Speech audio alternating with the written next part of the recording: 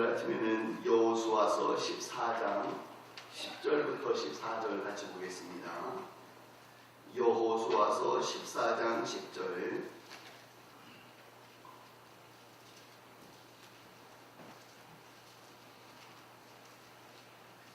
여호수아서 14장 10절부터 14절까지 공독하겠습니다. 여호수아서 14장 10절 말씀입니다. 시작. 이제 보소서, 여호와께서 이 말씀을 모세에게 이르신 때로부터 이스라엘이 광야에서 방황한 이 45년 동안을 여호와께서 말씀하신 대로 나를 생존하게 하셨나이다. 오늘 내가 85세로 되 모세가 나를 보내던 날과 같이 오늘도 내가 여전히 강건하니 내 힘이 그때나 지금이나 같아서 싸움이나 주립에 감당할 수 있으니 그날에 여호와께서 말씀하신 이 산지를 지금 내게 주소서. 당신도 그날에 들으셨거니와 그곳에는 아낙 사람이 있고 그 성읍들은 크고 견고할지라도 여호와께서 나와 함께 하시면 내가 여호와께서 말씀하신 대로 그들을 쫓아내리이다 하니 여호수아가 여분네 아들 갈렙을 위하여 축복하고 헤브론을 그에게 주어 기업을 삼게 하네.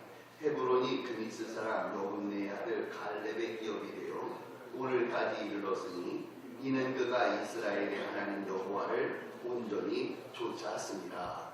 아멘. 이제 오늘로 저 특별 새벽 기도회 마무리합니다.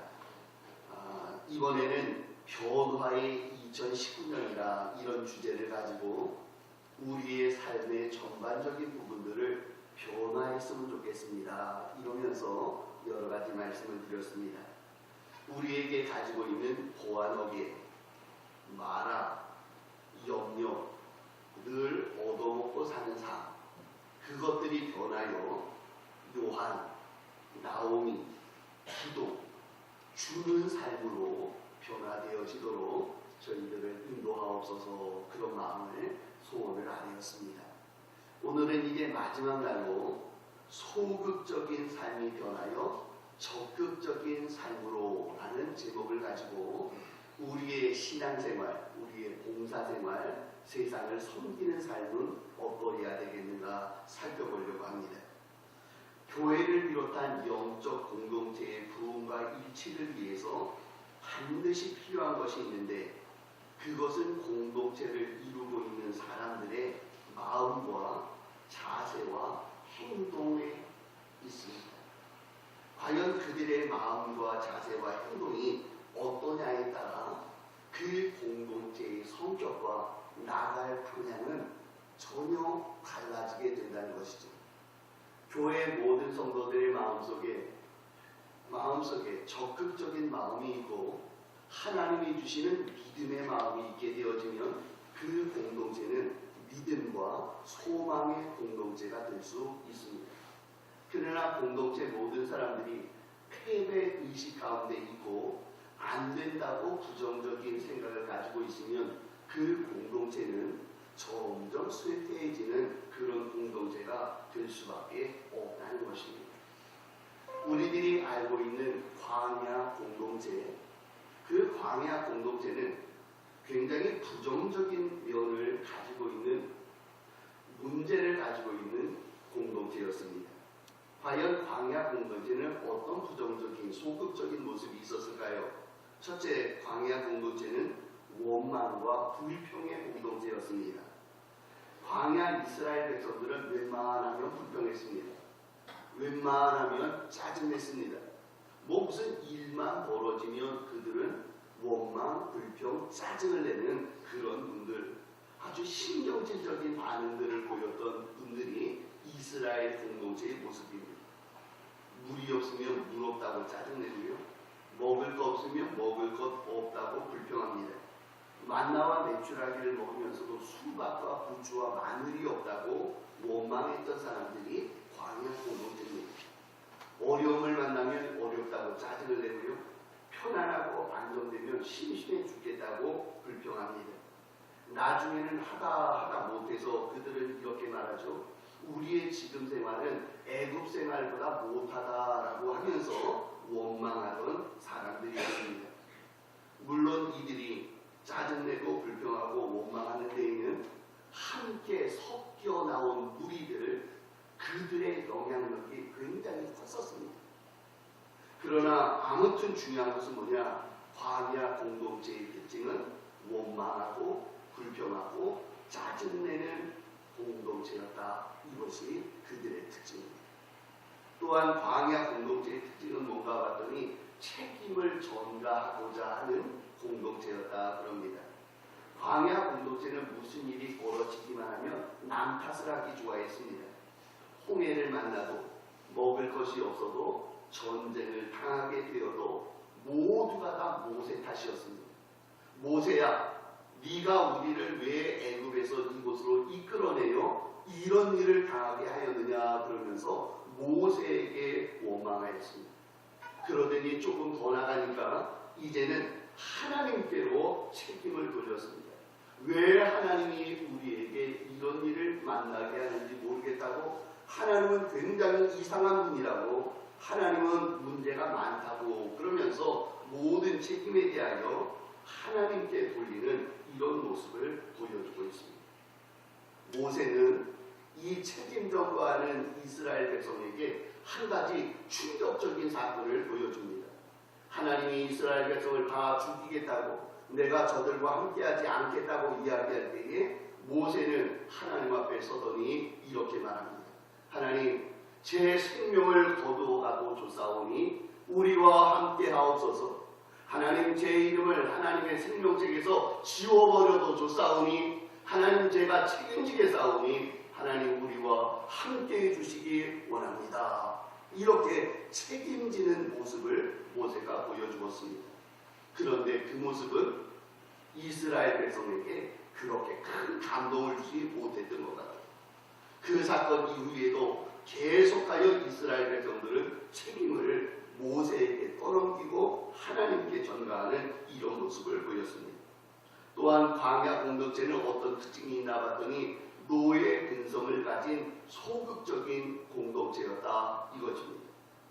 광야 이스라엘 백성들이 물론 광야에서 특별히 할 수 있는 일들, 적극적으로 할 수 있는 일들이 없었습니다. 그런데 이스라엘 백성들의 광야 생활의 특징은 뭔가 봤더니 모세가 시키는 대로, 백부장이 시키는 대로, 50부장이 하자는 대로 그 일만 소극적으로 따라 행하는, 그 일만 행하는 소극적인 노예 같은 삶을 살고 있는 그들이었다 그럽니다. 우리는 가끔 답답한 사람들 보게 되죠. 가서 이것 좀 하세요 그러면 그것만 하는 사람이 있어요. 우리 가끔 그런 얘기 하잖아요. 얘야, 너 고양이가 이 생선을 먹나 잘 봐야 된다. 그러고 난 다음에 그 다음에 와서 봤더니 생선이 없어졌다는 거예요. 그래서 애한테 물어봤답니다. 야, 고양이가 와서 이거 생선 먹은 거 아니야? 너 그랬더니 애가 하는 말, 예, 고양이가 와서요 생선을 먹는 거 잘 보고 있었습니다. 아빠가 저한테 말하기를 생선을 고양이가 먹는 거 잘 보고 있어라 그랬더니 저는 보고 있었을 뿐입니다. 제가 뭐 잘못했습니까? 말 맞지요? 고양이가 생선 먹는 거 잘 보고 있어라, 그 얘기는 보고 있으라는 게 아니라 보고 있다가 생선을 먹으려고 하면 이놈 그러면서 쫓아내라라는 것까지 포함되어 있는데, 생선을 고양이가 먹나 보라 그 소리만 듣고 고양이 와서 생선 먹을 때 잘 먹고 있구나 보고 있는 그 모습은 답답한 노예 근성을 가진 소극적인 모습들이라는 것입니다.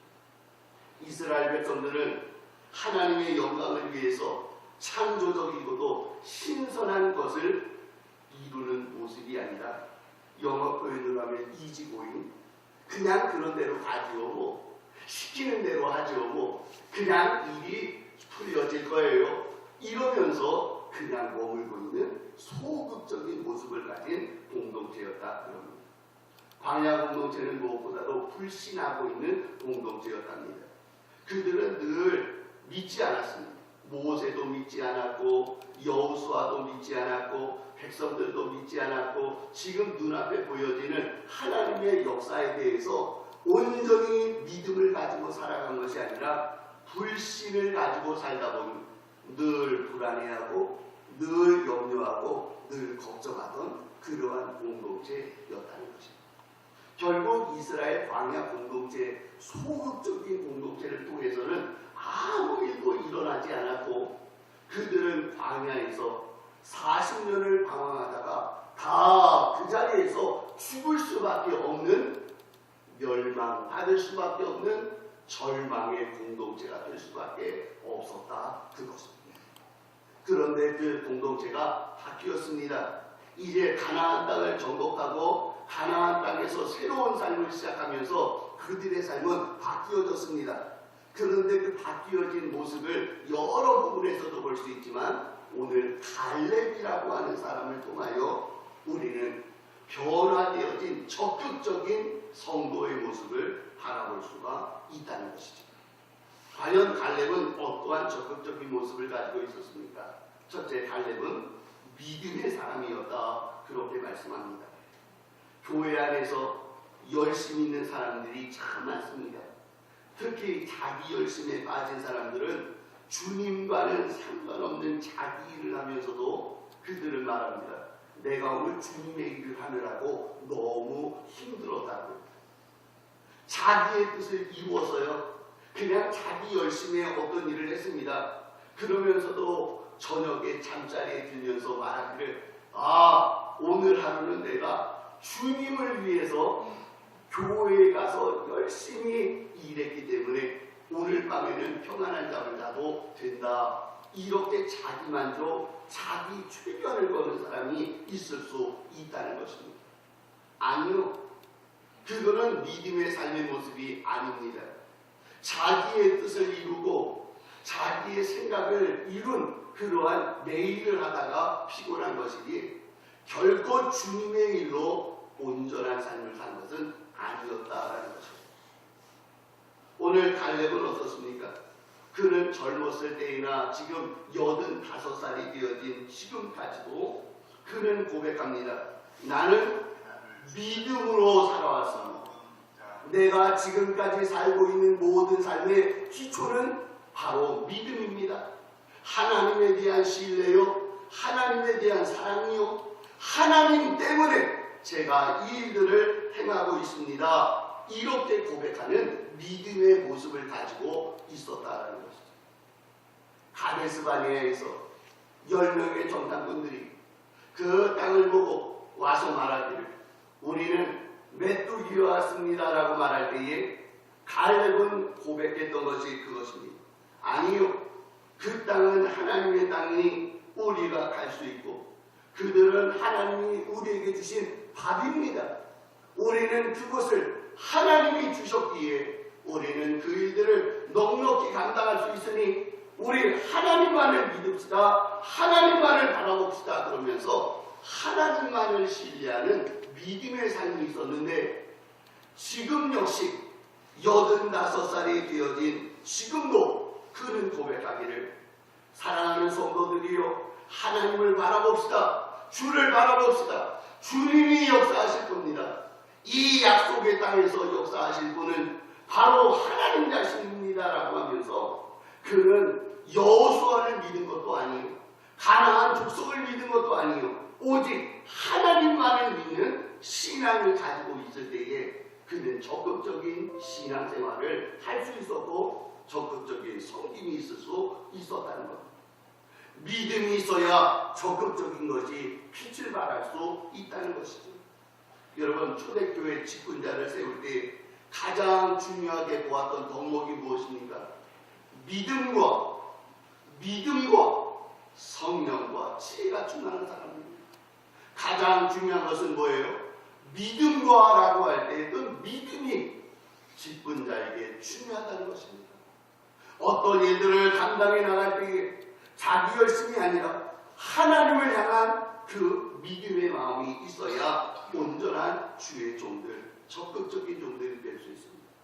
금년 한 해 동안 우리 사랑하는 성도들 주님을 위하여 섬겨나가는 이 사역 가운데에 우리의 믿음이, 강력한 우리의 믿음이 우리 속에 있어지므로 적극적인 우리의 신앙생활이 있을 수 있기를 축복합니다. 두 번째로 갈렙은 어떤가? 갈렙은 희생의 사람이었다 하고 말합니다. 그의 나이가 벌써 85세가 되었습니다. 그는 여호수아의 다음 지위 위치인 두 번째 서열이 바로 갈렙이었습니다. 명실상부 그는 이스라엘의 어른의 위치에 있었다는 거죠. 그런데 그는 자기의 지위를 이용한 갑질을 한 게 아니고요, 솔선수범하면서 희생하는 자리에 들어가게 되었다. 그는 오늘 본문에서 이렇게 말합니다. 여호수아여, 내게 헤브론을 내게 주소서. 헤브론을 내게 주소서, 그렇게 말해요. 그런데 여러분, 헤브론이 어떤 곳입니까? 그 땅은 아낙 자손이 다 지키고 있는 곳이어서요, 그 헤브론 산지는 이스라엘 백성들이 지난 45년 동안 공격하고 넘어뜨리려고 해도 절대로 공략할 수 없는 견고하고 강력한 성이 바로 헤브론이었습니다. 이제 우리의 힘으로는 도저히 안 되겠다라고 생각해서 여호수아가 헤브론 산지는 놔두고 이제 가나안 땅 분할을 각종 족속들에게 해주고 있는 입장입니다. 여호수아의 마음속에도, 이스라엘의 마음속에도 바로 헤브론 산지는 부담으로 남아있었습니다. 저것을 점령해야 되는데, 저것을 차지해야 되는데, 그런데 문제는 그 땅을 차지할 만한 힘이 없고요, 용기가 없고요, 그 땅을 차지하려면 희생이 필요한 거예요. 생명이 필요한 거예요.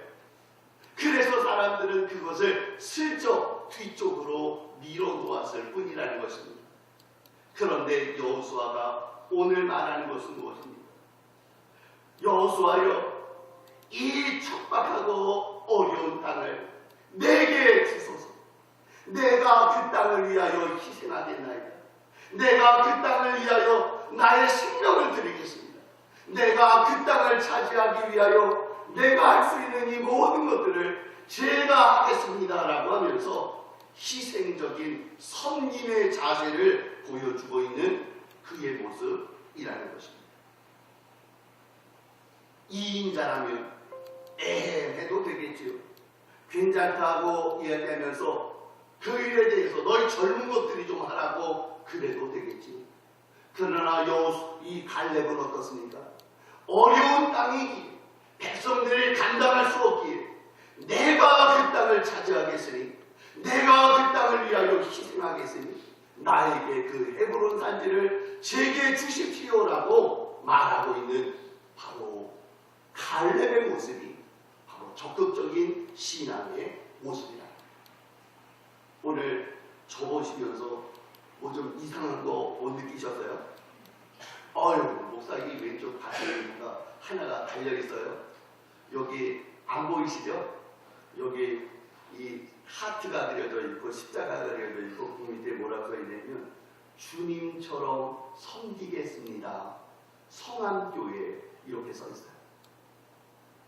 이제 우리 교육자들이 같이 이야기하면서 어떤 얘기를 했냐면 우리 금년 1년은 우리 온 교회가 새신자들도 그렇고 성도들도 그렇고 우리 주님처럼 섬기겠다는 이런 마음과 자세를 가지고 우리 교회를 1년 동안 섬기면 좋겠다, 이런 마음들이 있어요. 그래서 이제 우리 교육자부터 시작해서 우리 저기의 안내위원들, 또 우리 장로님들, 우리가 이 배지 주님처럼 섬기겠습니다, 주님처럼 희생하겠습니다, 이런 마음들을 가지고요, 우리 옆에 있는 분들을 섬기겠다, 또 그분들을 위해서 희생하겠다, 이런 각오들을 가지겠다는 우리 마음의 표시가 이런 배지예요. 그래서 우리들이 한번 그렇게 해보려고 합니다. 몇 사람만 해도 괜찮아요. 몇 분만 참여해도 괜찮습니다. 그러나 우리들이 주님처럼 섬기겠다, 주님처럼 희생하겠다라고 하는 그 마음의 자세가 바로 적극적인 신앙의 모습이요, 하나님이 기뻐하는 모습인 줄 믿습니다. 또 하나를 본문에서 보니 갈렙은 어떻습니까? 그는 적극적으로 어려운 시기에 그 자리에 나서는 종이었다라는 점입니다. 갈렙은 적극적인 용기를 가졌습니다. 모르드게가 에스더에게 하는 말이 있죠. 하나님께서 너를 그 자리에 세운 것은 이때를 위함이 아니냐.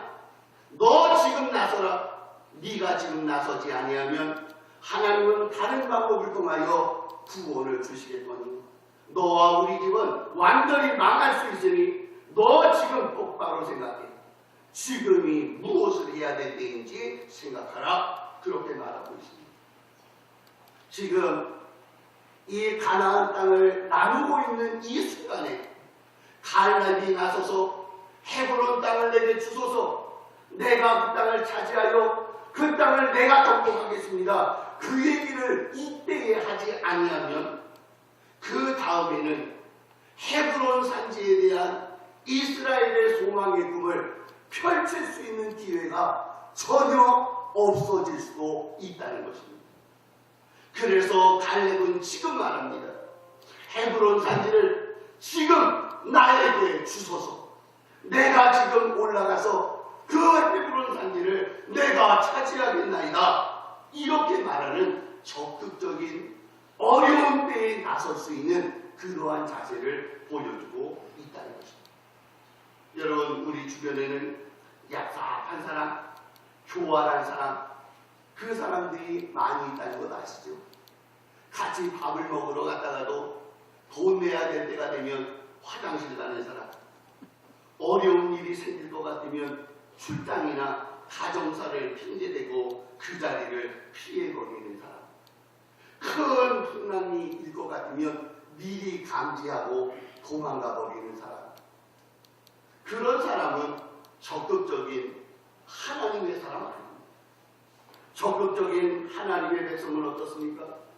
이 문제가 어려운 때이고 내가 지금 나서야 될 때라고 생각하면 내가 그 일을 위하여 언제든지 나서 제게 헤브론 산지를 내게 주시기 바랍니다.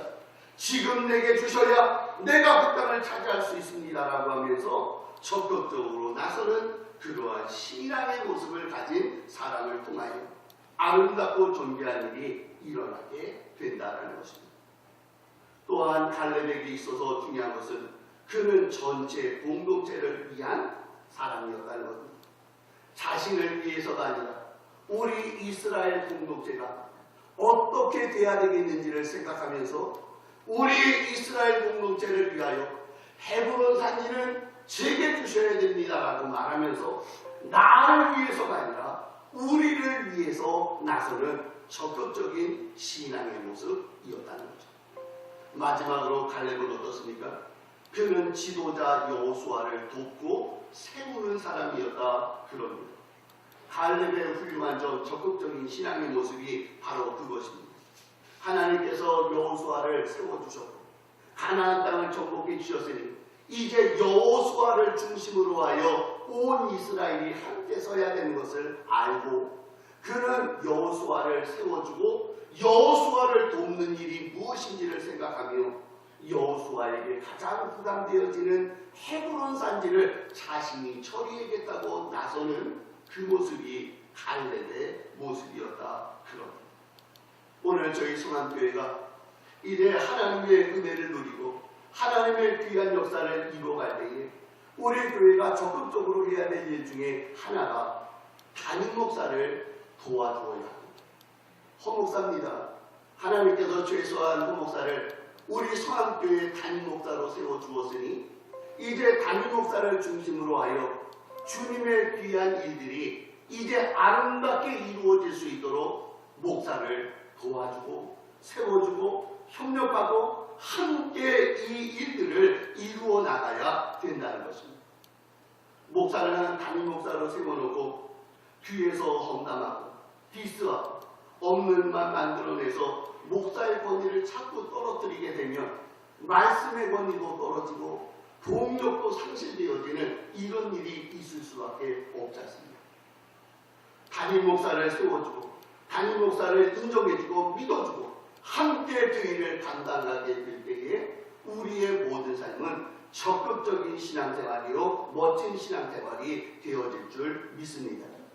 또한 우리들이 생각해야 될 것은 우리 장로님들을 존경해주고 장로님들을 인정해주고 장로님들과 함께 협력하여 그 일을 감당하는 일들이 있어야 된다는 겁니다. 장로님들의 가장 큰 이유는 교인들을 신령한 일들로 이끌어가고 성도들을 바르게 세우고 온전히 세워주는 그 일이 장로님들이 하는 일들입니다. 때로는 어려운 일들 잘못되어지고 좀 부족한 부분이 있겠지만 장로님들이 하셔야 될 일은 우리 성안교회 전체적인 영적인 일들을 이끌어가는 분인데 우리 교인들이 귀에 서서 이 장로는 어떻고 장로가 뭐 어떻고 자꾸만 장로 그래버리면 그러면 장로님들의 영적인 권위가 땅바닥에 떨어질 수밖에 없다는 거예요. 결국 우리들이 장로들의 권위들을 땅바닥에 추락시켜버리고 난 다음에 어떻게 교회가 영적인 일들을 추구해 나갈 수 있겠습니까? 우리 교회는 금년에 이제 담임 목사도 온전히 돕고 세울 뿐만 아니라 우리 장로님들의 권위를 인정해주고 그래요. 장로님들 당회에서 결정한 일이면 우리가 순종하겠습니다. 여러분 우리 장로님들이 기도하면서 해주신 일이니 우리를 영적으로 이끌어갈 줄 믿으니 저희들과 함께 다짐을 감사드립니다. 장로님들 수고하세요. 이러면서 세워주는 이런 모습이 있어야 된다. 권사님들도 마찬가지입니다. 안수집사님들도 마찬가지입니다. 주일학교 교사도 마찬가지고 구역장도 마찬가지고 우리 성안교회는 하나님이 세워놓으신 그 권위에 대하여 돕고 인정해주고 세워주고 협력하여 그 일을 감당해 나갈 때에 우리 성안교회는 2019년이 희망찬 새해 하나님이 이루시는 멋진 일들이 펼쳐지는 2019년 되어질 줄 믿습니다. 우리 성안교회가 지금까지는 조금 소극적인 모습이 있었을 수 있었습니다. 주눅도 들었습니다. 여러 가지 일들 때문에 우리의 마음들이 조금은 작아져서 어떤 일들을 펼치지는 못했습니다.